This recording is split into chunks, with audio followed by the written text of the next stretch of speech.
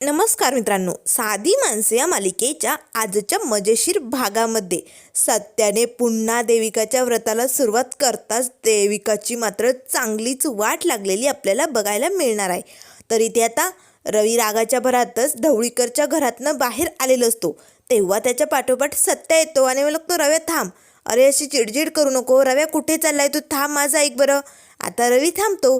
तेव्हा सत्या येतो आणि म्हणतो, रव्या अरे रागाच्या भरात कुठे निघाला होता, बैस बरं गाडीत, आपण घरला जाऊया. तेव्हा रवी म्हणू लागतो, नाही दादा, मी घरी नाही येऊ शकत. आता सत्य तर रवीकडे बघू लागतो. तेव्हा रवी म्हणू लागतो, हो दादा, कारण मी ना त्या घरात नाही येणार आता पुन्हा.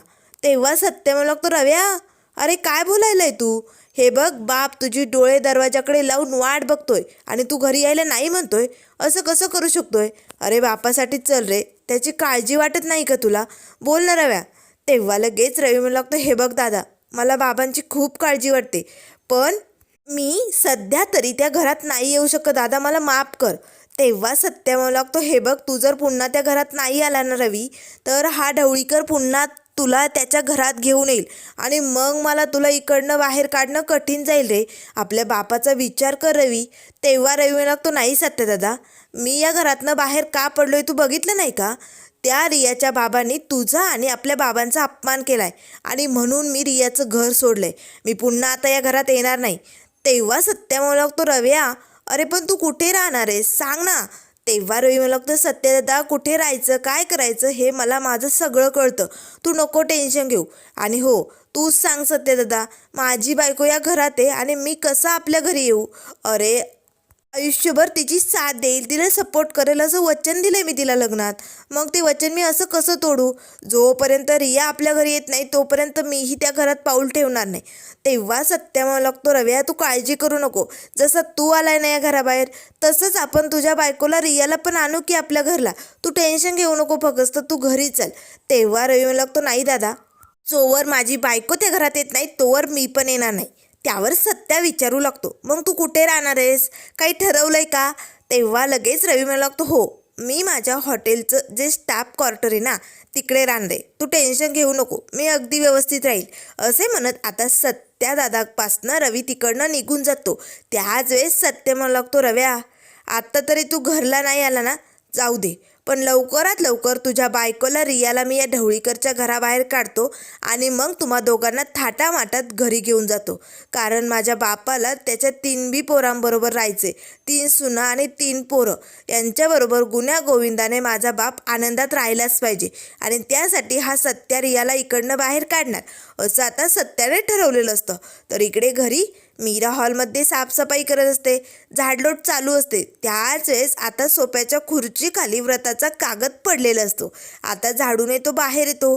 मीरा बघते तर तो व्रताचा कागद असतो. तेव्हा मीरा मनातच म्हणू लागते, नाही नाही, हा कागद जर पुन्हा सासूबाईंच्या हातात पडला ना तर पुन्हा त्या देविकाला त्रास व्हायला सुरुवात होईल आणि पुन्हा हे व्रत, आणि मग काय सगळे मजा बघतच बसतील आणि तिला एकटीला त्रास सहन करावा लागेल. त्यापेक्षा मी हा कागदच लपवते, म्हणजे कसं या व्रताची कुणाला आठवणच होणार नाही. असे म्हणत आता मीराने मात्र तो कागद लपवायसाठी असा चुरगाळलेला असतो. आता मात्र त्या क्षणाला पाठीमागनं निरुपा येते. मीराने आता त्या कागदाचा बोळा करून आता ती घेऊन निघालेली असतानाच निरुपा म्हणू लागते, थांब, ए फुलवाली, काय लपवतेस ग तू, काय तुझ्या हातात दाखव. आता मीरा मात्र घाबरते. अरे बापरे, सासूबाईंच्या हातात जर हा कागद पडला तर अवघडच होऊन जाईल. आता मीरा लगेच निरुपाकडे बघू लागते.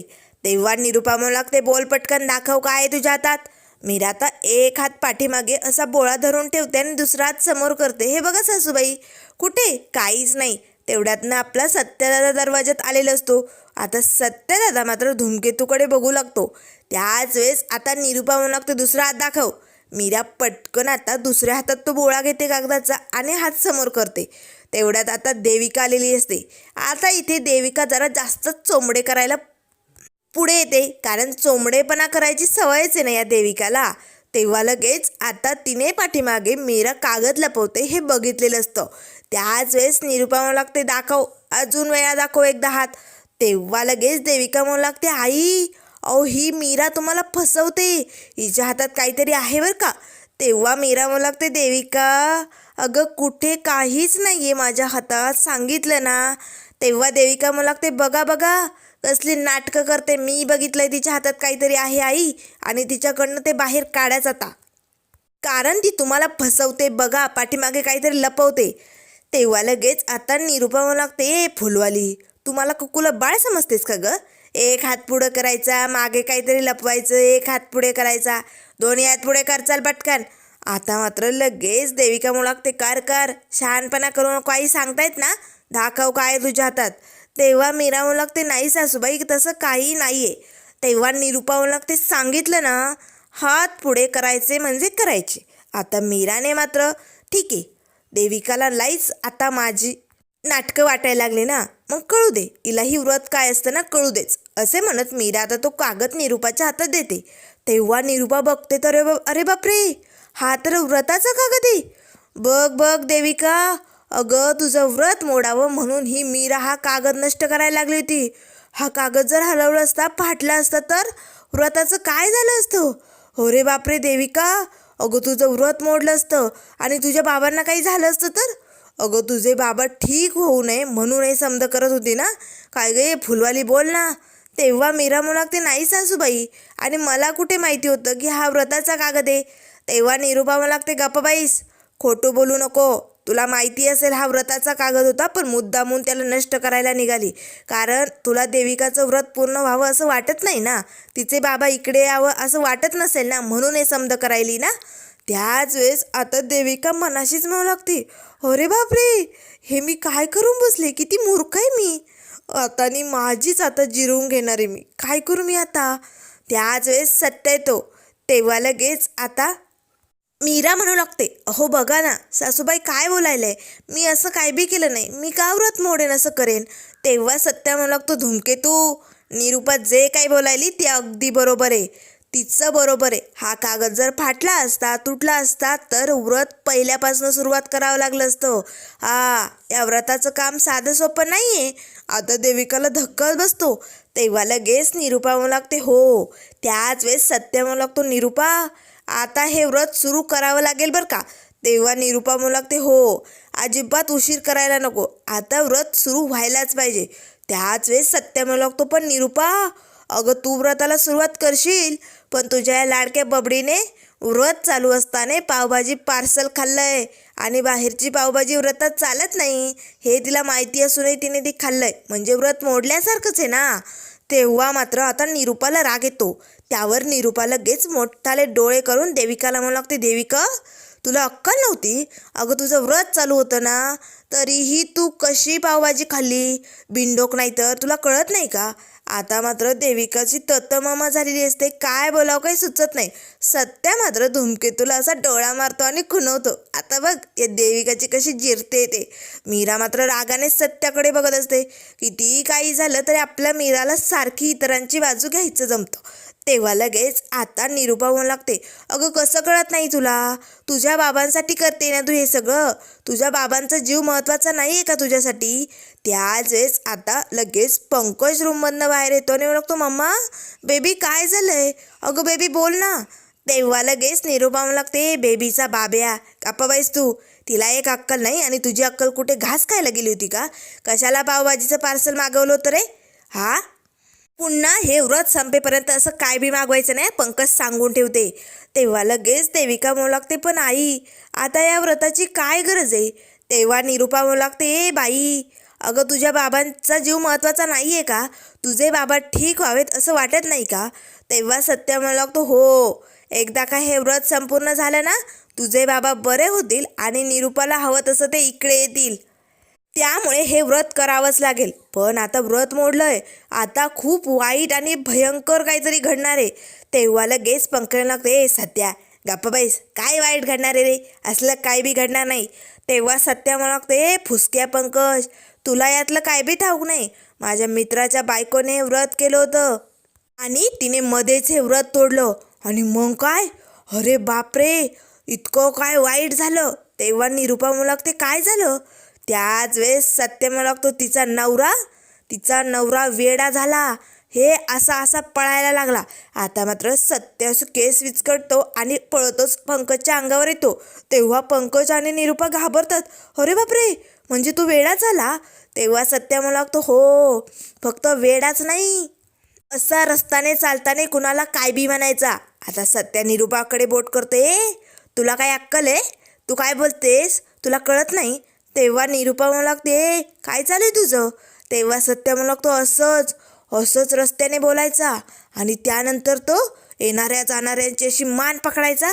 आता सत्याने मात्र फुसकेची मान पकडलेली असते आणि असे टराटरा त्यांचे कपडे फाडायचा. तेव्हा पंकज लागतो, ए सत्या, अरे तू वेडा नाही आहे ना? मग माझे कपडे फाडू नको रे, माझ्याकडे पैसे नाही आहे दुसरे कपडे घ्यायला, नको ना रे फाडू, सोड मला. तेव्हा निरुपा आणि पंकज घाबरतात. त्यावर लगेच सत्या म्हणू लागतो, आणि निरुपा, हे व्रत जर मोडलं ना तर याचा भयंकर वाईट परिणाम कुणावर होतोय माहिती? अगदी जवळच्या माणसांवरती. अगदी जवळचा माणूस देविकाचा कोण आहे? तुझा बबड्या. आणि त्यानंतर निरुपा तू सासू. हा तर दोघांनाही मोठा धक्का बसतो. अरे बापरे, नाही नाही नाही नाही, व्रत मोडता कामा नये. तेव्हा पंकज पटकनच धावत निरुपाजवळ येतो आणि बघतो, मम्मा, काय बी झालं तरी व्रत मोडता कामा नये, काहीतरी उपाय शोध्यावरती, नक्कीच काहीतरी उपाय असेल. तेव्हा निरुपा म्हणू लागते, हो, असं करून चालणार नाही, नाहीतर आपली अवघड परिस्थिती होईल. त्याच वेळेस सत्या मात्र आता धूमकेतूकडे बघून हसू लागतो. तेव्हा लगेच निरुपा म्हणू लागते, सत्या, अरे व्रत मोडलं तर काही माफीनामा असेल ना? माफी मागितलं तर चालत असेल ना? तेव्हा सत्या म्हणू लागतो, चालतं की, बघ बघ गुरुजींनी काही लिहिलं असेल. आता निरुपा खाली बघू लागते, तर आता व्रत मोडल्यानंतर आपल्याला माफी मागायचं जे काही असतं ना ते खाली लिहिलेलं असतं. तेव्हा निरुपा म्हणू लागते, हाय, उपाय हाय देविका, काळजी करू नको, तुझं व्रत चालू राहील, हे एवढं आपल्याला करावं लागेल. तेव्हा देविका म्हणू लागते, काय करायचे आई? त्याच वेळेस निरुपा म्हणू लागते, काही नाही, 12 तास तुला एका पायावरती हात जोडून उभं राहावं लागेल. तेव्हा देविका ओरडते, काय 12 तास? त्याच वेळेस निरुपा म्हणू लागते, एवढं ओरडायला काय झालं? व्रत मोडण्यापेक्षा चांगलं आहे नाही? व्रत मोडल्यानंतर काय बी होऊ शकतंय, त्यामुळे आपल्याला आता रिस्क घ्यायची नाही, जा पटकन तयार होणे. तेव्हा देविका म्हणू लागते, पण आई माझं ऐकून तरी घ्या, मी आत्ता व्रत नाही करू शकत, कारण मी आत्ता पायाला नीलपेंट लावली ना. त्यावर लगेच निरुपा म्हणू लागते, काय नीलपेंट? अगं बाप महत्त्वाचं आहे का नीलपेंट? तेव्हा देविका म्हणू लागते, नीलपेंट. आता मात्र तिला धक्का बसतो, काय बोलून गेली मी? तेव्हा निरुपा म्हणू लागते, अक्कल आहे की नाही? अगं बापापेक्षा नीलपेंट महत्त्वाची आहे तुला?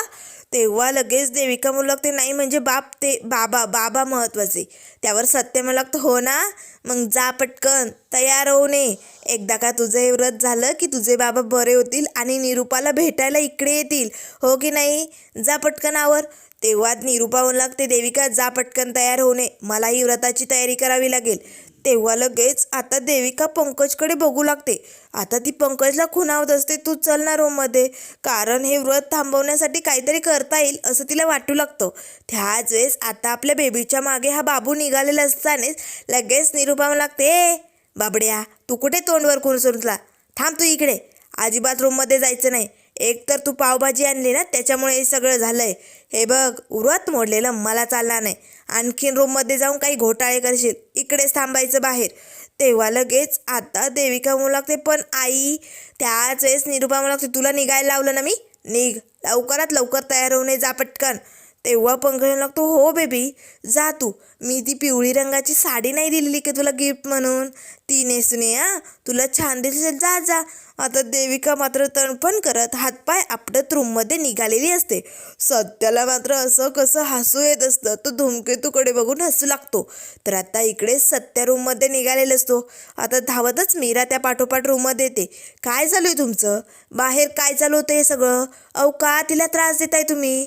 सत्या मात्र काही न बोलता आपली शिट्टी वाजवत असतो. इकडचं तिकडचं रूममध्ये काहीतरी आवरावर करू लागतो. तेव्हा मीरा म्हणू लागते, अहो मी तुमच्याशी बोलते, काय चालू आहे? तरी सत्याची शिट्टी काही बंद होत नाही, तो काही बोलायलाच तयार नसतो. तेव्हा मीरा म्हणू लागते, अहो मी काय विचारते, काय चालू आहे तुमचं? आता सत्य असे धूमकेतूसमोर ओढ धरतो, मी शिट्टी वाजवते असं त्याला म्हणायचं असतं, कारण त्याची शिट्टी चालू असते ना. तेव्हा लगेच आता मीरा तर वेगळाच अर्थ घेते. मीरा आता सत्याकडे बघू लागते आणि लाजू लागते आणि पटकन सत्याला चापट मारत म्हणू लागते, काय करताय तुम्ही? अहो असं कुठे वागता का? रूमचा दरवाजा उघडा आहे. तेव्हा सत्य म्हणू लागतो, नाही नाही नाही नाही, अगं धूमकेतू, मी ते असं पुन्हा आता सत्या धूमकेतूला असे ओठ करून दाखवतो. आता मात्र मीरा पुन्हा लाजू लागते. तेव्हा सत्या म्हणू लागतो, धूमकेतू तू समजते तसं नाही म्हणते आम्ही. अगं मी शिट्टी वाजवतोय असं मला म्हणायचंय. आता मीरा म्हणू लागते, बरोबर ठीक आहे, म्हणजे मलाही तसं नव्हतं म्हणायचं, ते मला विचारायचं होतं तुमचं बाहेर काय चालू होतं. अहो का त्या देविकाला त्रास देताय तुम्ही? अहो थांबवा नाही सगळं, काय हे खोटं व्रत चालू आहे. त्यावर सत्या म्हणू लागतो, धूमकेतू त्या बबडीला ना तिची जागा दाखवलीच पाहिजे, बघितलं. अगं तुझ्या हातात कागद होता आणि तू निरूपाला दाखवत नव्हती तरी कशी चोंबडेपणा करायला आली होती मध्ये, बघितलं ना. अगं तिला ढवळाढवळ करायची सवयच आहे, होऊ दे ना, तिची जिरू दे ना जरा. तेव्हा लगेच मीरा म्हणू लागते, अहो पण. त्यावर सत्य म्हणू लागतो, हे बघ धूमकेतू, त्या बबडीला तिचा बाप बरा व्हावा असं वाटत असेल ना तर ती करेल हे व्रत. तेव्हा मीरा म्हणू लागते, पण माझं ऐकून घ्या ना. त्यावर सत्य म्हणू लागतो, धूमकेतू ते समज सोडून दे, तुला एक गुड न्यूज द्यायची. अगं त्या ढवळीकरच्या घरातनं मी आपल्या रव्याला बाहेर काढलं. तेव्हा मीरा खुश होते आणि म्हणू लागते, हो पण आजही जाऊन तिकडे काही राडा केला नाही ना, काही मारहाण केली नाही ना. तेव्हा सत्य म्हणू लागतं, धूमकेतू यावेळेस तुझ्या नवऱ्याने हात नाही तर डोकं चालवलंय. तेव्हा मीरा म्हणू लागते, हो म्हणजे भाऊजी बाहेर आले, मग कुठेच ते घरी नाही आले का? तेव्हा सत्य म्हणू लागतो, नाही, रव्या म्हणतोय की जोवर त्याची बायको रिया या घरात येत नाही तोवर तो बी या घरला येणार नाही, त्यामुळे तो ना त्याच्या हॉटेलवरती राहण्यासाठी गेलाय. तेव्हा मीरा म्हणू लागते, म्हणजे रिया नाही आली का? त्यावर सत्य म्हणू लागतो, नाही ना धूमकेतू, पण जाऊ दे, काळजी करू नको, जसा रव्या बाहेर आलाय ना तशीच रिया पण बाहेर येईल आणि लवकरात लवकर आपण त्या दोघांना बापासमोर हजर करू, म्हणजे कसं आपला बापही खुश होईल की नाही. तेव्हा मीरा म्हणू लागते, हो. त्याच वेळेस हॉलमधनं आता निरूपाचा आवाज येऊ लागतो, देविका देविका पटकन चल. आता लगेच सत्या पटकन धूमकेतूचा हात पकडतो आणि म्हणू लागतो, धूमकेतू अगं बाहेर खूप मज्जा बघायला मिळणार आहे, चल चल पटकन. आता लगेच सत्या ओढतच मीराला हॉलमध्ये घेऊन येतो. आता इथे सोफ्यावरती पंकज बसलेला असतो. निरूपा मात्र जोरजोरात आता पंकजच्या रूमच्या बाहेर उभी राहून देविकाला आवाज देत असते. त्याच वेळेस सत्या म्हणू लागतो, निरूपा अगं काहीच दम नाही आहे तुझ्या आवाजात, अगं एकदम फुसबार झाल्यासारखा आवाज आहे तुझा, बघ तुझी सून बाहेर तर येते का तुझा आवाज ऐकून. आता मात्र निरूपाला राग येतो. निरूपा मात्र मोठ्याने ओरडते, देविका, आणि पाठीमागे वळून बघणार तेच आता रूममधनं देविका येऊन आता निरूपाला धडकते. तेव्हा निरूपा मला लागते, तुझे कान बंद झालेत तसे डोळे पण बिघडलेत का, दिसत नाही का मी समोर उभी इथे. तेव्हा देविका म्हणू लागते, सॉरी माझं चुकलं. त्याच वेळेस निरूपा मला लागते, चल एकतर आधीच उशीर झाला, आता चल पटकन तयार ला, हो चल आता तुला एका पायावरती उभी राहायचे. तेव्हा देविका म्हणू लागते, आई अहो कशाला हे व्रत करायचं, हे बघा आता हे सगळं व्रत थांबूया आपण, आत्ताच बाबांचा फोन आला होता त्यांची तब्येत सुधारते म्हणून. त्याच वेळेस निरूपा म्हणू लागते, हो अगं बघ देविका, व्रत अर्धवटच झालंय, तेच तुझ्या बाबांची तब्येत एवढी सुधारली, बघ बघ, म्हणजे ते लवकरात लवकर बरे होतील आणि इकडे येतील, त्यामुळे हे व्रत करायला पाहिजे की नाही. तेव्हा देविका लगेच म्हणू लागते, नाही कशाला हे व्रत. त्याच वेळेस सत्यासमोर येतो आणि म्हणू लागतो, बघ बघ बबडे, या व्रताचा परिणाम दिसतोय ना निरूपा, बघ बाबा ठीक झालेत आणि लवकरच व्रत पूर्ण होताच ते इकडे असतील आणि मग निरूपा मज्जाच मज्जा येईल बरं का. तेव्हा लगेच देविका म्हणू लागते, सत्या तू गप्प बैस आणि आई तुम्ही सांगा बरं, बाबा बरे झाल्यानंतर इकडे आले तर काय होईल. त्या सत्याने पार्टीत बघितलं ना कसा घोळ घातला, अहो रियाच्या बाबांना त्याने किती मारलं आणि माझ्या बाबांबरोबर तो जर असं वागला इथे येऊन तर नाही, मला खूप भीती वाटते. तर माझे बाबा मला कायमचे इकडनं घेऊन जातील, त्यामुळे मला असं वाटते बाबांनी इकडे येऊच नाही, कशाला यावं लागेल त्यांना इकडे, काय गरज आहे. त्याच वेळेस सत्या म्हणू लागतो, ए बबडे, अगं मला काय वेळ लागला नाही उठसूट कुणालाही मारायला, तुझा बाप जर माझ्या धूमकेतूला काही वाईट साईड बोललाच नाही तर मी कशाला त्याला मारू, मला काय गरज पडली त्याला मारायची, आणि तो कशाला धूमकेतूला वाईट साईड बोलेल, हो की नाही निरूपा. आणि हे बघ, तो जर काही बोलला नाही तर माझ्या तोंडाला कुलूप असेल आणि ती चावी निरूपाच्या हातात असेल, आणि तो इथे आल्यानंतर आमच्याविषयी कशाला काही बोलेल, तो फक्त निरूपाचं कौतुकच करेल, हो की नाही निरूपा. तेव्हा निरूपा म्हणू लागते, हो, कारण सत्याने बरोबर निरूपाला झाडावरती चढवलेलं असतं. तेव्हा लगेच निरूपा म्हणू लागते, हो तुझे बाबा इथे यायलाच पाहिजे, त्यामुळे हे व्रत पूर्ण व्हायलाच पाहिजे देविका. तेव्हा लगेच देविका म्हणू लागते, आई अहो पण या सगळ्याची गरज नाही आहे. अहो मी सांगते ना, बाबा आता बरे होत आहेत आणि तिकडे मोठमोठाले डॉक्टर आहेत. तेव्हा सत्या म्हणू लागतो, पण निरूपा इकडे जर व्रत अर्धवट थांबवलं आणि तिकडे जर आणखी ते सिरियस झाले अचानक तर काय करायचं? तेव्हा निरूपा म्हणू लागते, अगदी बरोबर सत्या, अगदी बरोबर बोलतोय. जर आपण व्रत थांबवलं आणि तिकडे काही भयंकर घडायला लागलं तर नाही नाही नाही नाही, आपण ही रिस्क नाही घेऊ शकत देविका. तेव्हा देविका म्हणू लागते, आई पण त्याच वेळेस आता लगेच निरूपा म्हणू लागते, मग आपण एक काम करूया, आपण ना दोघेही तिकडे फॉरेनला जाऊया. आपण मस्त विमानाने जाऊया आणि तुझ्या बाबांची तब्येत कशी सुधारते, काय होतंय ते बघून येऊया. म्हणजे कसं व्रत करायचं की नाही ते आपल्याला कळेल. त्याच वेळेस सत्य म्हणू लागतो, अगदी बरोबर निरूपा, एक नंबर आयडिया. आता देविकाला तर धक्का बसतो, या बाईला काय करावं. तेव्हा देविका म्हणू लागते, आई आपण विमानातनं नाही जाऊ शकत, आपल्याला तिकडे बाहेर जाण्यासाठी विजा लागतील नी. तेव्हा निरूपा म्हणू लागते, हो विजा लागेल नाही का. अगं पण देविका, आता विमान ढगातनं जातं ना, असं ढगांना धडक देऊन जात असेल ना, मग त्या विजा तर लागणारच. मग थोड्याशा क्षण करूया की आपण विजा, हो की नाही. आता मात्र सगळेजण निरूपाला हसू लागतात आणि निरूपा लगेच म्हणू लागते, नाही नाही अगं पण देविका, आता तर डिसेंबर चालू आहे, आता कुठे पावसाळा आहे, आता तर थंडी असते ना, आता कशा विजा लागणार. नाही नाही नाही, आता विजा वगैरे काही नसणार आहे. तेव्हा लगेच आता पंकज लागतो, मम्मा मम्मा अगं किती भोळी आहेस तू. अगं विजा म्हणजे तसल्या विजा नाही ग बाई, अगं पासपोर्ट. अगं आपल्याला परदेशात जायचं असेल ना तर आपल्याला काही नियम फॉलो करावे लागतात, पासपोर्ट विजा लागतो, तसं म्हणतोय ती. तेव्हा लगेच निरूपा म्हणू लागते, हो का, असला विजा का, पण बाबड्या तुझ्याकडे आहे ना पासपोर्ट. तेव्हा पंकज लागतो, हो. त्यावर लगेच आता निरूपा म्हणू लागते, मग बाबड्या तू आणि देविका जा आणि मस्त विमानाने फिरून या आणि बाबांची तब्येत कशी सुधारते काय बघून या, चालेल. तेव्हा लगेच आता देविका मनाशीच म्हणू लागते, काय मूर्ख बाई आहे ही ना माझा पाठलाग सोडायला तयारच नाही, त्यापेक्षा व्रत केलेलं परवडेल. तर इथे पंकज लगेच देविकाला म्हणू लागतो, बेबी आपण जाऊया ना मस्त विमानाने, तुझ्या बाबांनाही बघूया आणि मस्त फॉरेन फिरून येऊया, चालेल. तेव्हा लगेच देविका म्हणू लागते, नाही आई या सगळ्याची काय गरज आहे, आपण ना त्यापेक्षा व्रतच करूया इकडे, म्हणजे तिकडे बाबांनाही बरं वाटेल. तेव्हा निरूपा म्हणू लागते, हो नाही म्हणजे तशी आयडिया चांगली आहे, व्रत होईलही पूर्ण आणि बाबांनाही बरं वाटेल आणि एकदा का बरं वाटलं की ते येतीलच की इकडे. तेव्हा सत्य म्हणू लागतो, हो निरूपा विमानाने नाही, डायरेक्ट स्वतःचं हेलिकॉप्टर घेऊन येतील ते. तेव्हा देविकाला आता निरूपा विचारू लागते, देविका अगं तुझ्या बाबांना हेलिकॉप्टर पण आहे. तेव्हा देविका म्हणू लागते, हो आई. त्याच वेळेस निरूपा म्हणू लागते, ती शेजारच्या गलीतली काकू त्या दिवशी गाडी काय घेतली, नाक डोळे मुरडत मला दाखवत होती ना, आता येऊ दे हेलिकॉप्टर, येऊ दे एकदा आपल्या घरी, मग दाखवते काय ते. तेव्हा सत्य म्हणू लागतो, निरूपा आपण ना हेलिकॉप्टर ना आपल्या सोसायटीच्या वरती नाही का मोकळी जागा, तिकडेच आपण त्याला उतरूया, म्हणजे बघ तुझी कॉलर कशी टाईट होईल. आता निरूपा अगदी हरभऱ्याच्या झाडावरती चढलेली असते. तेव्हा ती देविका म्हणू लागते, देविका चल पटकन तयार हो, मी आलेच 5 मिनिटात. असे म्हणत निरूपा रूममध्ये येते. सुधाकर भाऊ आता काही कपाटातनं पैसे काढतात आणि निघालेले असतात. तेवढ्यात आता निरूपा म्हणू लागते, काय हो अहो कुठे निघालात.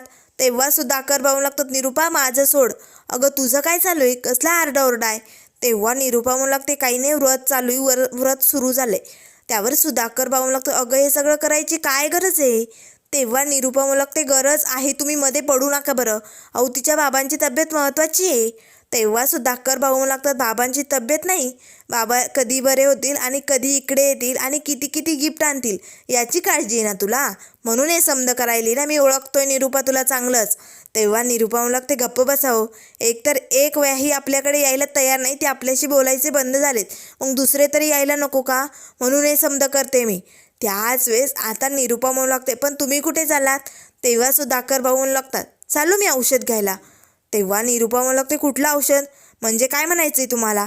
त्यावर सुधाकर भाऊ लागतात, निरूपा कारण आजकाल तुझं वागणं कसं चाललंय तुला कळतंय का. अगं रात्री तू सत्यजित आणि मीराला जे काय बोलली ना, त्यामुळे त्या दोघांचं मन खूप दुखावलंय. मीरा तर मला खोदून खोदून विचारत होती नेमकं काय झालेलं यांच्या लहानपणी, काय भूतकाळ आहे. तेव्हा लगेच निरूपा म्हणू लागते, त्या मीराला सवयच आहे इथे तिथे नाक खुपसायची, तिचं नका लक्ष देऊ तुम्ही. तेव्हा सुधाकर भाऊ लागतात, नाही या निरूपा तुझं आता पाणी डोक्यावरनं निघालंय आणि हे बघ, एकतर आधीच माझा एक पोरगा घरात नाहीये, त्यात मला दुसराही पोरगा माझा गमवायचा नाहीये. त्यामुळे निरूपा नीट लक्षात ठेव, पुन्हा सत्यजित बरोबर असलं काय बी वागायचं नाही, अशी ताकीद आता सुधाकर भाऊंनी निरूपाला दिलेली असते. तर त्यानंतर मित्रांनो पुढील भागामध्ये आपल्याला बघायला मिळेल, इथे व्रताला सुरुवात झालेली असते. आता 12 तास बबडी मात्र एका पायावरती उभी राहायला तयार असते, पण मात्र ती सारखी इकडे तिकडे कलंडत असते. तेव्हा सत्य म्हणतो, ए बबडीचा बेबी, अरे इकडून उभी राहा, पकड तिला, पडली पडली पकड, असे म्हणत आता सत्या मीरा मात्र चांगलीच देविकाची मजा घेत असतात. आता मात्र देविकाची कशी वाट लागणार हे आपण लवकरच बघूया. त्यामुळे मित्रांनो अशाच मालिकेंच्या अपडेट पाहण्यासाठी चॅनलला लाईक करा, सबस्क्राईब करा. व्हिडिओ पाहिल्याबद्दल धन्यवाद.